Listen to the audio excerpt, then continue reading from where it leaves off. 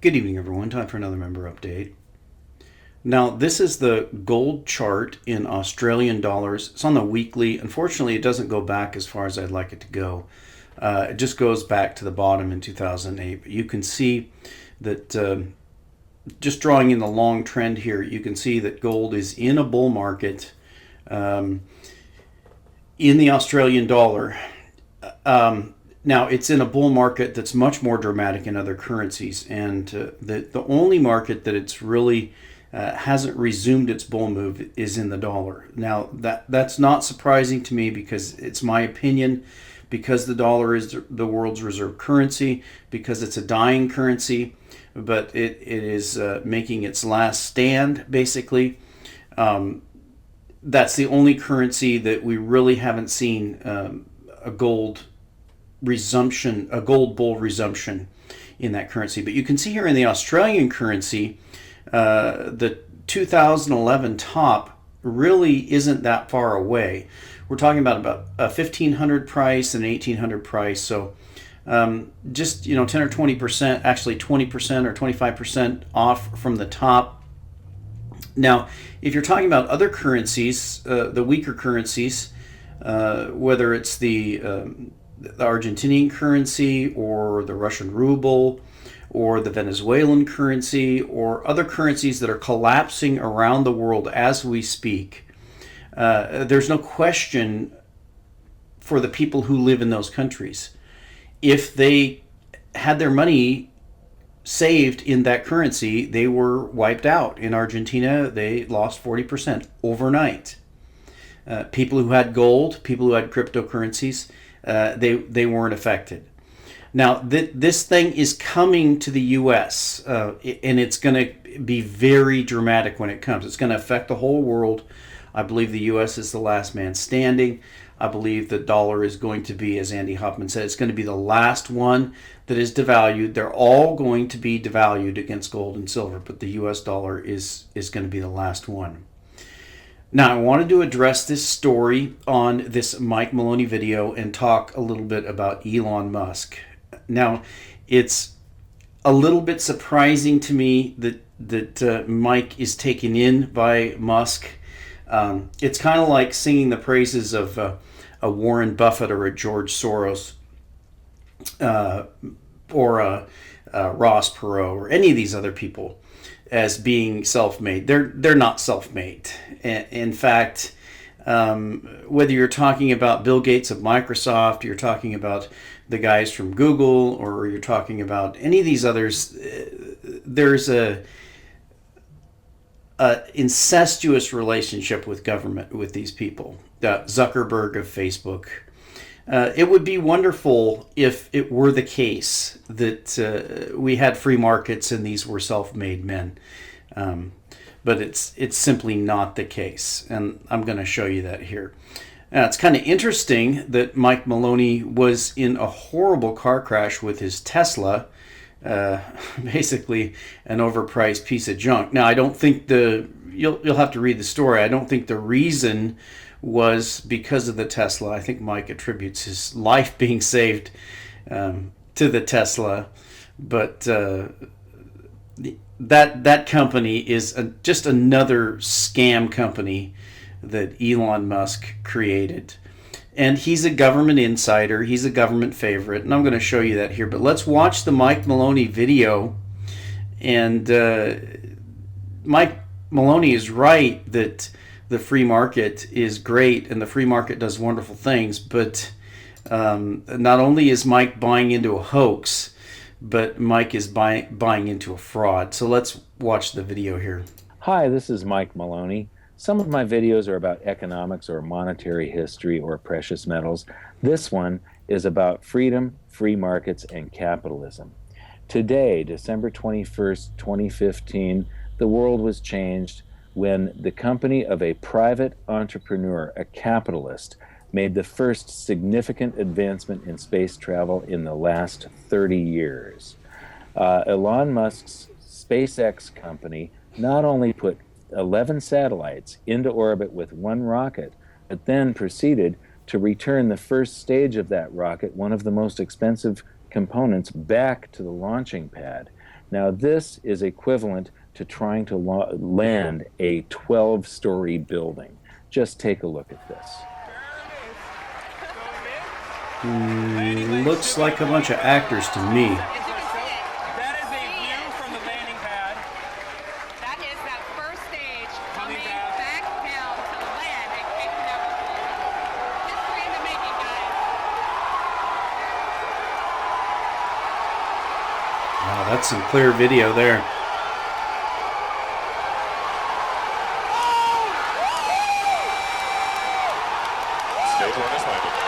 LZ1, the Falcon is landed. Landing operators moving to procedure 11.100, section 3 on LZ1 VNet, recovery net. Now, as an entrepreneur, I know that you have to, it's an uphill battle all the way. And some of the things that you have to battle against are regulation and just all of the hurdles that government places in the way. And I remember seeing videos of Elon Musk being grilled in front of Congress so that he could have the right just to be able to place a bid in against the competition. And what free market capitalism, the free market is the source of all of our prosperity. Now, his competition was United Launch Alliance, and United Launch Alliance is a consortium between Boeing and Lockheed, and they've had the only contract with the government for many, many years now. But there have been no advancements in technology without any incentive by competition. They were using the Russian rocket engines that were they had to buy them from Russia, that were developed during the Cold War period. And what we're seeing here is something that a man that has a mission can accomplish. Elon Musk has been dreaming about being in the rocket industry for many, many years. He thinks that the human species needs a backup plan, a plan B, in case of a mass extinction or some event like that. And so he's made it his mission to colonize Mars. This is a step in lowering the cost. By doing this, with just the first stage, he has probably lowered the cost of space travel by 40%. This rocket is going to be refurbished, refueled, and reused. When he eventually, he has targeted lowering the cost of space travel by 90% before he figures Mars can be colonized. So this is the source of all prosperity, the free markets, and this is what one man can do when he's driven. Thank you very much for listening. We'll see you next time. So, first of all, if you think this is the free market, you're out of your mind. If you think this is real, you're deluded. If you think that we're going to colonize Mars, you're dumb. I'm sorry. It's just, it's really sad. Probably the top comment here says it best. Alex, water me down. Bunch of sheeple. That's what you all are. This SpaceX crap is all a hoax. Computer generated. Please use the internet as a learning tool and not something to push you further into fantasy land. Man, Mike, I thought you were a little smarter than that. This is disappointing to say the least. Now, I couldn't agree more.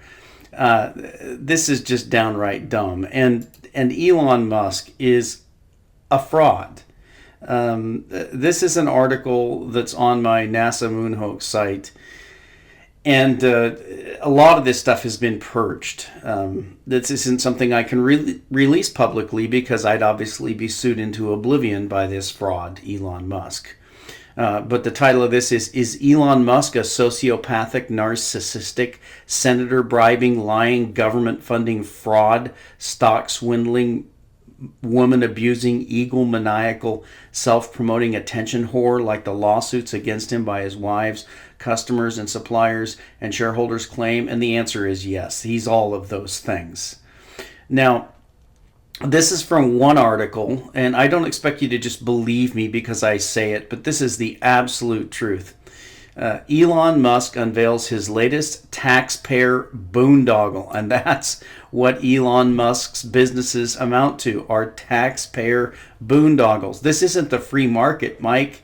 This is government funding, just like Lockheed and Raytheon and every one of the other government-funded military-industrial boondoggles. And this is how it works. 1, Elon Musk comes up with a big idea. 2, you pay for it. 3, he takes a huge cut. And 4, it never becomes economically sustainable. But that's not the point. The point is putting extremely large amounts of money in Elon Musk's pockets. Now, let's go to one of the censored articles. This is a very good history of Elon Musk and where he came from. Elon Musk did not invent PayPal or anything like that. He's basically a business failure who's been bailed out multiple times by insiders and government people. So let's read this. Most people don't take the time to research the truth about companies and individuals. Only looking at the numbers in their bank accounts, they assume that just because someone has a couple more zeros at the end of his monthly statement, that success needs to be attached to that particular person's name. Because at the end of the day, in this 21st century mindset, it's all about the money, right? Not about the truth. If a cat has 9 lives and some people have insatiable luck at casino, hitting the jackpot more than once, then you know it's possible that there are businessmen in this world who just seem to never lose. It almost feels like no matter how many times that person looks like he's about to fail, he has luck on his side. Elon Musk is exactly this person. If you don't believe me, then let's look at his track record for starters. Elon Musk is exactly that person. When we first heard about Elon Musk, we were told that he was a genius. I mean, just look at the data, right? He's founded over 6 companies, and his first 2 were bought out.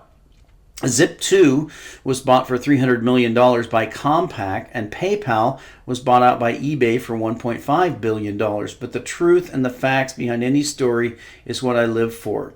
Let's take a look at his companies, Zip2 and PayPal, and what exactly his involvements were in each of them.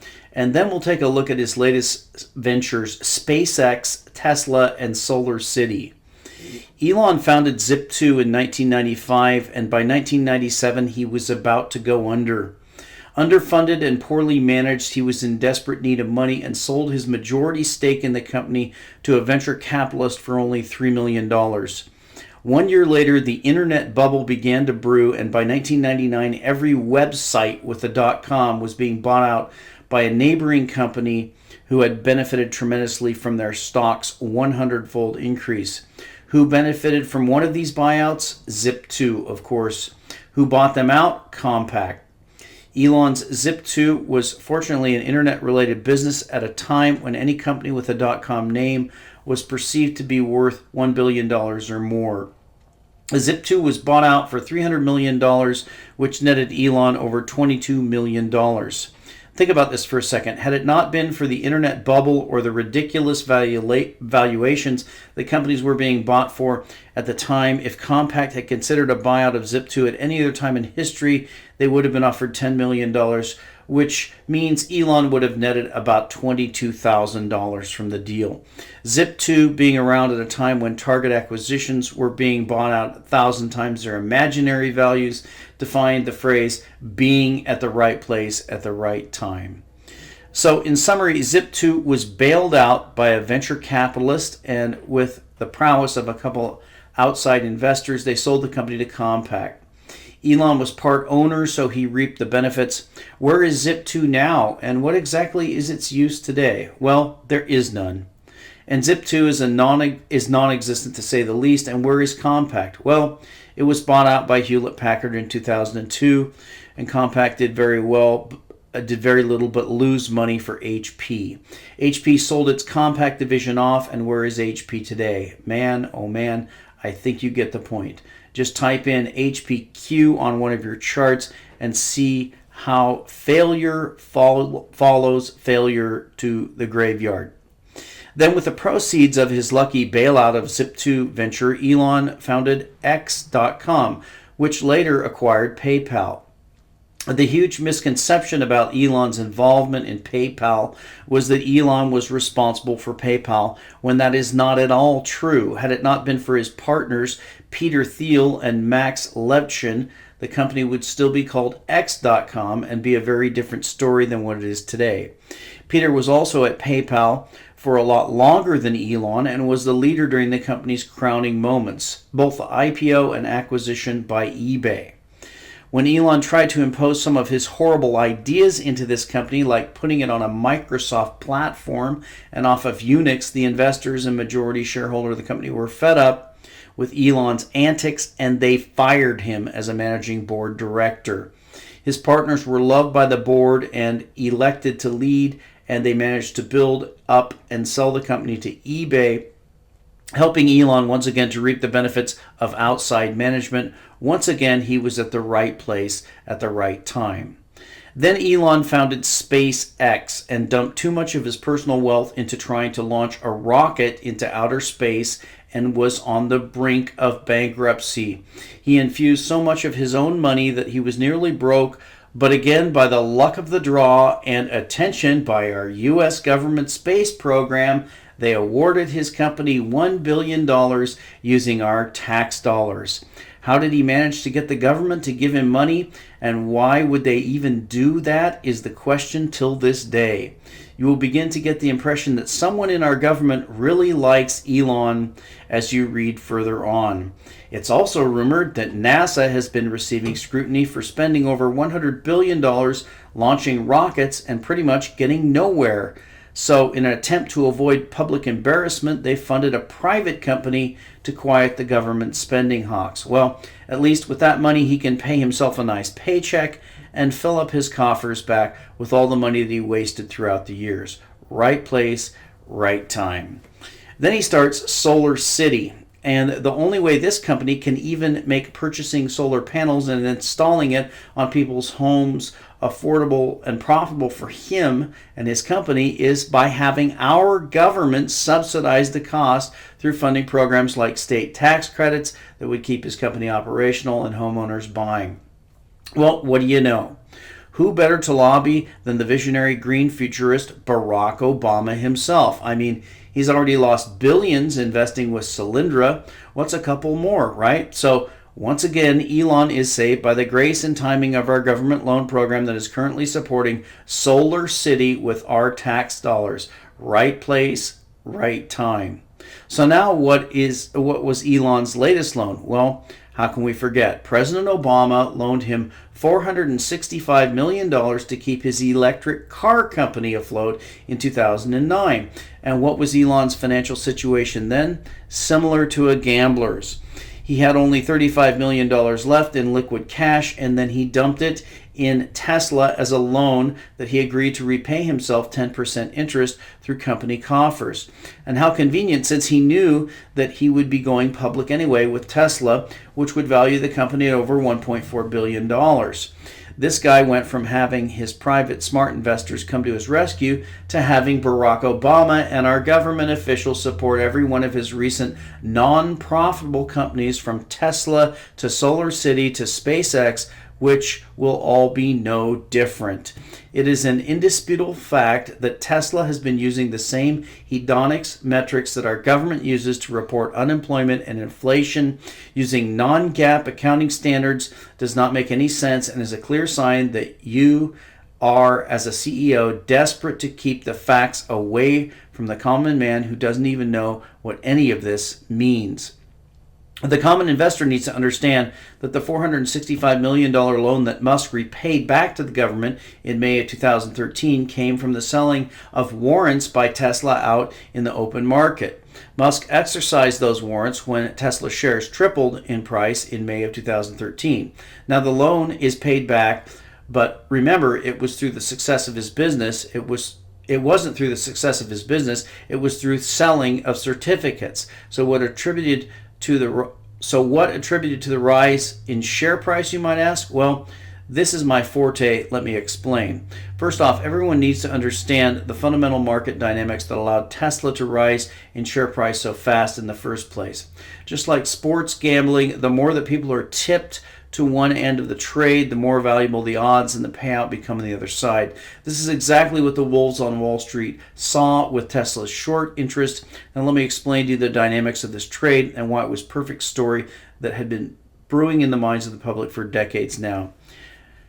There really starts a fundamental psychology that has to be understood before the trade dynamics can be comprehended. The real question starts with, what is making all these people who are long Tesla from IPO prices for the last 3 years hold on to their shares regardless of valuation when the technical metrics, which are completely overbought and oversold, overvalued, still have these people thinking they're investing in the cure for cancer? It's psychological in nature. Let me explain. People have been conditioned. It all started with the global warming scare and the environmental liberalists that have been growing since the 1980s. The idea of a greener, healthier future at any cost spiraled out of control when Al Gore lost the presidential election to George Bush in 2000 to a recount. It's been rumored that Al Gore won that election in an attempt to keep him happy and sane and not blow the lid off the fraud that occurred at that election. He was promised a campaign that would make him a millionaire 100 times over. With the help of our media pushing his agenda, when the people who own this country want to make you rich, they can feed you whatever information they want until they scare you into believing it. That is exactly why Al Gore agreed, because they presented him with indisputable fact that their fear-mongering through the major stations can do that for him. If you don't believe me, then how is it that Al Gore grew his net worth from under $2 million as vice president to over $100 million by 2007, pushing his global warming agenda, cash cow business? Just how? It's called media manipulation and promotions. This process of media conditioning brainwashed hundreds of millions of people into believing what he was saying. He made the case of car pollution as the cause of why the ice caps were melting. And what was one of his solutions? Buy a hybrid car. Since then, the American people have been insatiable, waiting to jump off of oil at any costs. Combine that with a futuristic car, and you will have just about any guy with some money in an account and appetite for investment to put his money into Tesla before any other company, just for the idea alone. And what better opportunity for the people who couldn't afford a Tesla than to buy the stock and get part of the action of what would appear to be the future of driving? Well, it's not. And the facts, no matter where you look, point to it. Electric cars are not the future, nor will they be, because of battery restraints and longevity. Not even debatable. And let me point out here that people who believe that we went to the moon, or people that believe that we're going to Mars, also have an unbelievably unrealistic view of what batteries can do. I'm not even going to get into the arguments. You just need to think about it. You need to use your own brain. On a technical basis, how and why did the stock rise? Well, this question is easily answered.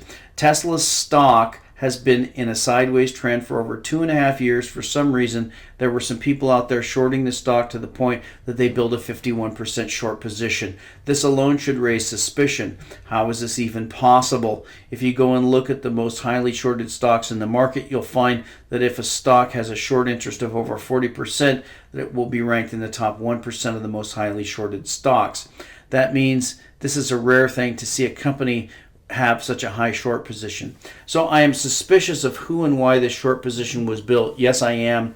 It almost makes me think that someone purposefully set up this fund to blow up.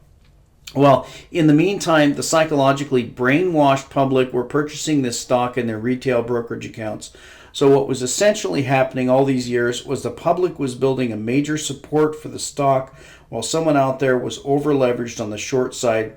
All this stock needed was a hedge fund that was willing to buy $200 to $500 million worth, and the fire would ignite. If you don't think for a second that firms on Wall Street don't come together to squeeze shorts, you're absolutely asleep. Wait, you actually believe Goldman Sachs was skeptical about Tesla stock back in June 2013. If Goldman was so skeptical, why did they give Elon Musk a $150 million loan to buy Tesla shares just 2 months before that and then talk down the stock if they didn't have an agenda? Are they not interested in getting their money back? Don't you know that firms purposefully bring out analysts to talk down a stock or downgrade it so they can pressure the public into selling their shares and fool other professionals to go short? Goldman knew that this stock had absolutely no resistance and a market of short sellers that won't know what to do when the institutional players start gambling at the $100 per share mark. Come on, this is the oldest trick in the book. Read any book by any of the great traders in the past, like Jesse Livermore or W.D. Gann, and they will tell you what happens when a stock gets to the $100 mark and how the stock is most likely to react. The reason why institutions and big traders get involved in high-priced issues is because they can throw around millions of dollars a lot easier than in a cheaper priced stock. Goldman is a trading firm. They know exactly what they're doing. Please don't be so naive. To add to the positivity of this trade, there were no real sellers because the public does what it always does, never sell and dream of limitless profits. They're completely brainwashed and they think they have the next Apple. They think that Tesla earns 40% net margins, or that people buy a new car every 2 years, or that everyone will own a Tesla like they do an iPhone. This parabolic rise in Tesla is nothing more than an orchestrated pump and dump. Pump and dumps happen in larger cap names too. But what makes me think Tesla is ready to absolutely panic and that its rise is going to come to an imminent serious end? Well, let's take a look at the chart. And it goes on. So this is an article that you can't find anymore. It is linked on my NASA Moon Hoax site. And I've done numerous exposés of Elon Musk. Elon Musk is an utter fraud. It's sad and disappointing to me that Mike Maloney would buy in to the Elon Musk fraud, but that's the world that we live in. We live in the Western financial system is a gigantic fraud. It is not a capitalist system. It is a crony capitalist or even fascist or possibly even communist system. NASA was unable to perpetrate its hoax any longer.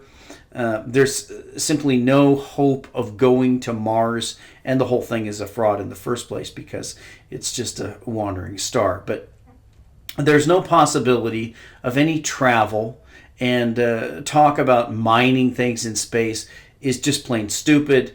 The idea that there's a reusable rocket, I remember when I first saw the supposed moon landings, and the first question as a 5-year-old I asked my father was, how can they land a rocket? Well, apparently they can land a rocket, except the truth is they really can't land a rocket. It's just a fraud, except people like Mike Maloney believe it. And we'll talk to you next time.